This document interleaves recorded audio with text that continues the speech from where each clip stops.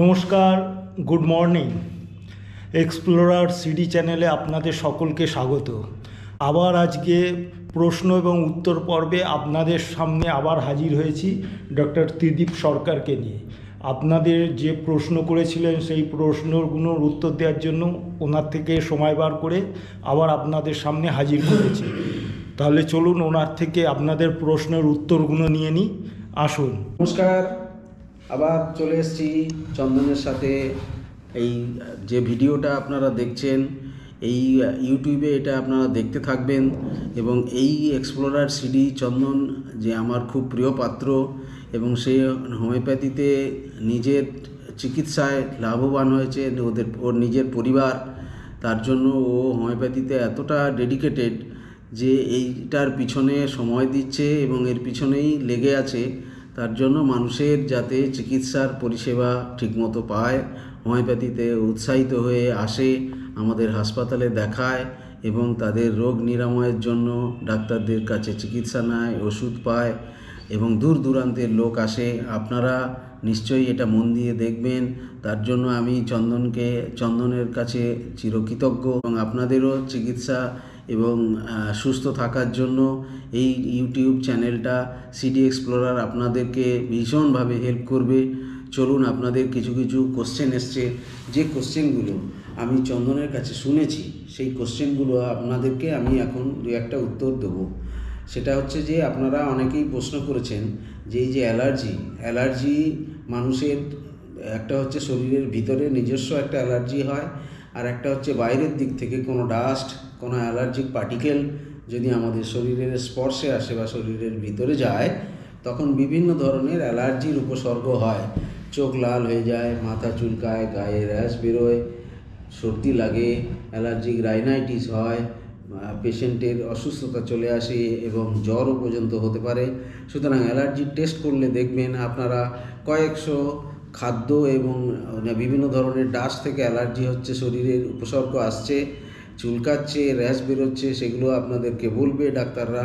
কিন্তু আমাদের এই হাসপাতালে হোমিওপ্যাথিতে আপনারা চিকিৎসা করালে ঠিকমতো চিকিৎসা পাবেন এবং ডাক্তাররা সেই রোগের নিরাময়ের অবশ্যই চেষ্টা করছে এবং অনেক রোগী ভালো থাকছে। সুতরাং আপনারা আসবেন, চিকিৎসা করাবেন। পরবর্তী প্রশ্ন হচ্ছে যে অনেকেই দেখা যাচ্ছে যে ডায়াবেটিসের জন্য দীর্ঘদিন ধরে ডায়াবেটিসে ভুগছে এবং তার জন্য ওষুধপত্র খাচ্ছে, কিন্তু ডায়াবেটিস ধীরে ধীরে তাদের চোখের সমস্যা আসছে, যেটা ডায়াবেটিক রেটিনোপ্যাথি বলা হচ্ছে। সেই ডায়াবেটিক রেটিনোপ্যাথিতে আস্তে আস্তে মানুষের দৃষ্টিশক্তি ক্ষীণ হয়ে আসে এবং অনেকেই দেখতে পায় না। আমাদের এই হাসপাতালের চিকিৎসার ফল এবং অনেকেই চিকিৎসাতে অনেক সুফল পেয়েছে। আমাদের ডাক্তাররা তাদের সমস্ত জ্ঞান এবং তাদের সমস্ত পরিষেবা দিয়ে এই রুগীদের চিকিৎসা করায় এবং করিয়েছে এবং তার সুফল পেয়েছে। সুতরাং আপনারা চাইলে আসুন, চিকিৎসা করান, নিশ্চয়ই সুফল পাবেন। এরপরে এখন আজকের আধুনিক যুগে প্রতিটা মানুষই বিভিন্ন ধরনের স্ট্রেসের মধ্যে থাকে এবং এই লাইফস্টাইল, ধরুন আমরা যে জাঙ্ক ফুড খাচ্ছি, ফ্রাইড ফুড খাচ্ছি, তারপরে আপনার ফাস্ট ফুড খাচ্ছি, এর জন্য আমাদের খাদ্যের হ্যাবিটও চেঞ্জ হয়ে গেছে, যার ফলে দেখা যাচ্ছে যে অনেকেই আইবিএস, ইরিটেবল বাউল সিনড্রোমে ভুগছে। এরও অনেক সুচিকিৎসা আছে আমাদের হোমিওপ্যাথিতে এবং আমাদের এই হাসপাতালে এসে আপনারা ধৈর্য ধরে ডাক্তারদের দেখান, চিকিৎসার ব্যবস্থার সুযোগ নিন। দেখবেন হোমিওপ্যাথিতে আপনাদের নিশ্চয়ই অনেক উপকার হবে, আপনারা ভালো থাকবেন, সুস্থ থাকবেন। বিভিন্ন সমস্যা এবং ক্যান্সারের কথাও আমি আগে বলেছি, আমাদের এই হাসপাতালে সবসময়ের জন্য বহু চিকিৎসক নিয়োজিত হয়েছে। এবং আবার কিছু প্রশ্ন এসছে, যেটা দেখা যাচ্ছে যে কিছু মানুষ ওভারিয়ান সিস্ট বা ওভারিয়ান টিউমারেও ভুগছে, যে সমস্ত মহিলারা, এবং মহিলাদের একটা পিরিয়ডিক সমস্যা থাকে। এই ক্ষেত্রে আমাদের গাইনোকোলজিক্যাল ডিপার্টমেন্ট এবং গাইনোকোলজিক্যাল এবং অবস্টেট্রিক্স ডিপার্টমেন্ট আছে, ওখানে মহিলা ডাক্তাররাও আছে, পুরুষ ডাক্তাররাও আছে, অনেক অভিজ্ঞ ডাক্তাররা ওখানে দেখে।